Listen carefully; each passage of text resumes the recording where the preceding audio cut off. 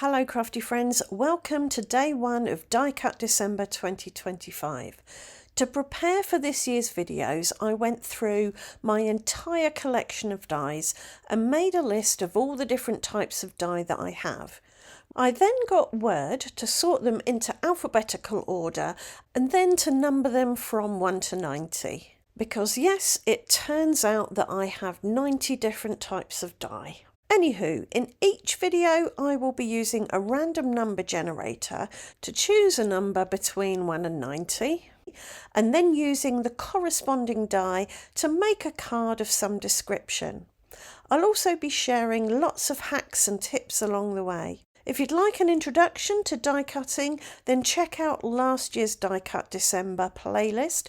I'll leave a link to that in this video's description. Right, on with the card. So for today's video, the random number generator very kindly gave me number 13, which corresponds to bows.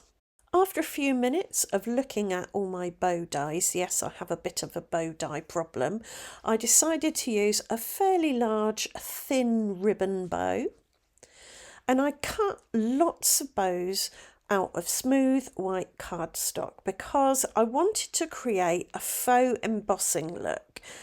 I wanted to stick lots of white bows on a white card blank to make it look as if I'd embossed the card blank with a bow embossing folder, if you see what I mean.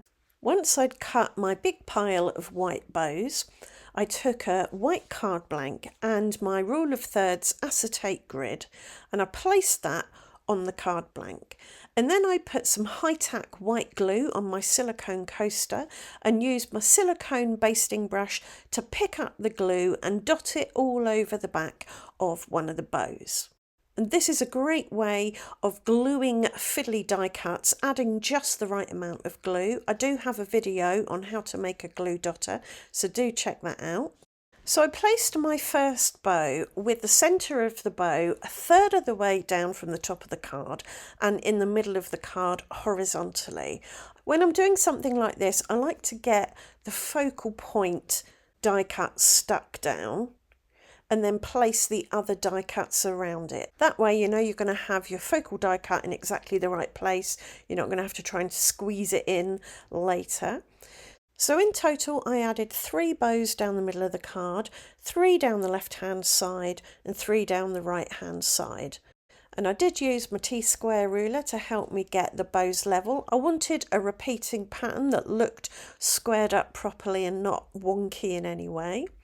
Once I got all my bows stuck down, I used my scissors to chop off the overhang. And then I set about creating a focal point bow to place on top of the first bow that I stuck to the front of the card. To do that, I took another piece of smooth white card and I put some saltwater taffy distress oxide on it. I chose pink because in my head bows are pink. And I just smeared the ink pad on top and then added some more ink with a blending brush.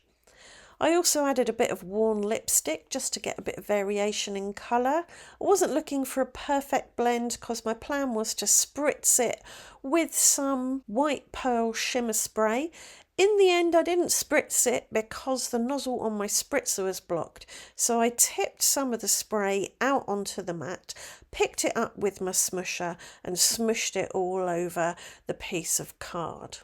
If you want to know how to make a smusher, there is a video linked below as well. This is a great way of colouring die cuts or colouring card that you're going to die cut from. So I smushed on the shimmer spray, dried it, smushed on some more, dried it again, and that gave it a nice shimmer, as you'd expect, maybe like a satin ribbon.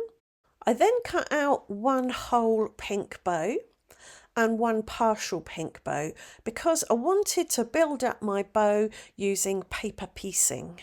With the partial bow, I just wanted the loops, so I snipped off the excess, beveled the edges with my beveling tool, added some glue to the back of the bow and then stuck it on top of the bow. I then wanted a knot for the bow, so I used my multi-size circle die to cut out circles from the remnants of the pink cardstock that I made, and I added an appropriate size circle onto the bow where the knot would be. I then put glue on the back of my pink bow and placed it over the focal point white bow. And now I've got a lovely bright bold bow in the middle of those gentle white bows, and it's raised up higher than the white bows because it's sitting on a white bow. For my sentiment, I decided to do some stamping and die cutting. The stamp says enjoy your special day. So I washi taped some copy paper into my stamp platform. Then I inked up my stamp and stamped it on the copy paper. I then cut out lots of the die cuts that go with this stamp and stuck down the outside of the die cuts over the stamping that I'd just done, and this creates a jig. It means I can insert the die cut for the stamp into that hole and stamp on it and know that it's in exactly the right place because the jig was placed around the stamping that I did previously. I hope that makes sense. And the good thing about this is that you can do multiple stampings, multiple die cuts this way. So as I had the set out, I die cut out maybe about 10 enjoy your special day die cuts and just inked and stamped on those 10 die cuts, and now I've got a load to put in my sentiment stash to use at a later date. I was about to stick my sentiment onto my card when I thought it looks a little bit static, so I spattered on some rose gold metallic watercolours around the bow, but I didn't want to get any on the bow, so I put a spare bow die cut over the pink bow to cover it up, and that worked for the most part. I did get a couple of splatters on it, but it wasn't the end of the world. To finish off this card, I took my sentiment, added a little bit of glue to the back, and then placed it centrally over the bow. I did add a little bit of 1mm deep foam tape at either end to stop the sentiment flapping around. At this point, I thought I'd finished the card, but I decided the white die cuts looked a little bit naked, so I used my multi-size circle die again and cut out some white circles and glued these on as knots on the white bow die cuts, and I think that finished it off nicely.